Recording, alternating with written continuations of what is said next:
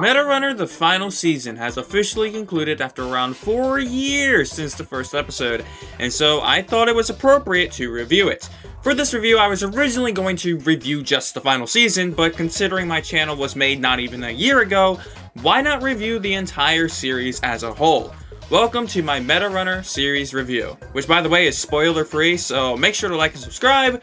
Enjoy the video. But first, this video is sponsored by Opera GX. Opera GX is a browser built specifically with gamers in mind, being available on desktop and mobile, which allows connectivity between the two. Opera GX is completely customizable, with it allowing you to customize it with particular themes, wallpapers, and colors. And don't forget that it has a GX corner where you can stay up to date with the best deals, newest releases, and even gaming news all in one place. Download Opera GX today. Link in the description and in the pinned comment. I remember the day of Meta Runner's first teaser, right at the end of Wotfi 2018. Nobody really knew what it was. People speculated that it was a video game, while others thought it would be some kind of Tari arc on SMG4.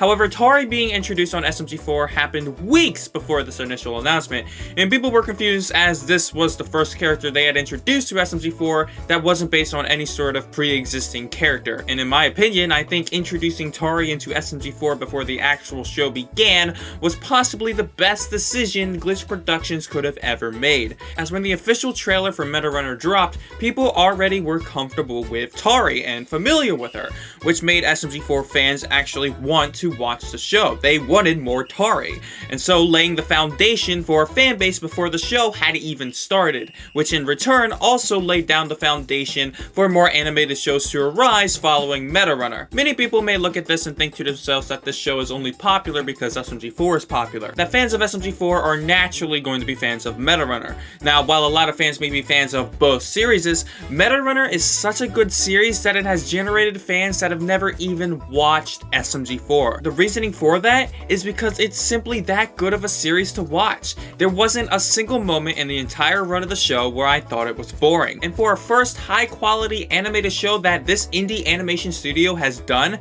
that's extremely impressive. And as the seasons progressed, it felt like the production quality was getting higher and higher, not just animation wise, but story wise as well. Meta Runner is definitely a masterpiece, but it is not a perfect show, as I am in belief that nothing is actually perfect in this world. I expressed this in my Zelda Inferno collaboration segment, but Meta Runner as an animated show is very representative of there always being something to improve on. This is highly showcased in the animation change from season 1 to season 2, and that always spoke out to me as a YouTuber myself. Nothing is perfect because when you think something is actually perfect, there is always something that can be either changed or altered to make it an even better product. That is what Meta Runner does throughout all 3 of its seasons. And so putting that into perspective among personal life itself, it really changes how you view your own creations. In terms of characters, I think all of them are written in the best way possible. Each one of them have distinct personalities and none of them blend together or act in a way that seems out of character for them.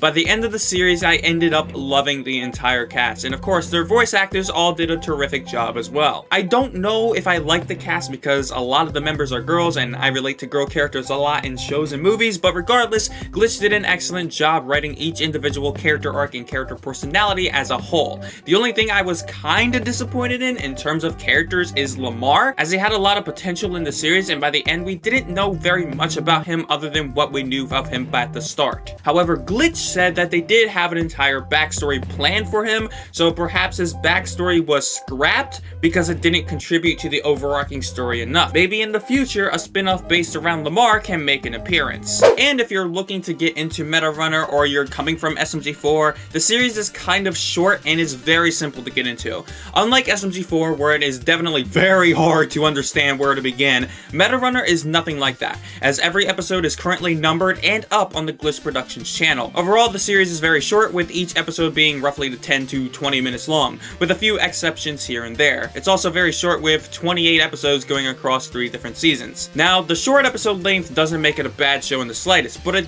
does affect the pacing here and there. This is very prominent in the early episodes of season 3. The first couple of episodes go by really fast, that it's kinda hard for the audience to grasp what's going on. The transition between season 1's last episode and season 2's first couple of episodes felt felt seamless. It felt decently paced and the plot didn't progress too fast. While in contrast, Season 3's earlier episodes are super fast-paced and the action starts right from the get-go. I kind of felt like there wasn't any breathing room for the characters to even understand what was going on for themselves, or even the audience, as by the time episode 2 hits, it already felt like it did when season 2 was mid-season. Now, I want to keep this review spoiler-free, but as an example, Sheridan revealing to Masa who was behind that event in season 2 felt like it was very crammed together with a bunch of other crucial plot points happening at the same time, and so that moment of impact felt rushed and not very optimized. It definitely felt like 10 episodes of season 3 were necessary for these beginning episodes to fully flesh out, so that way every big reveal wasn't crammed together. Another critique I kind of have is that in the first episode, Tari woke up in this laboratory and it was kind of the hook point of the series, but it's never explained until you read the comics, so it was kind of weird. Why did they build that hype up but then never go up to it? Why?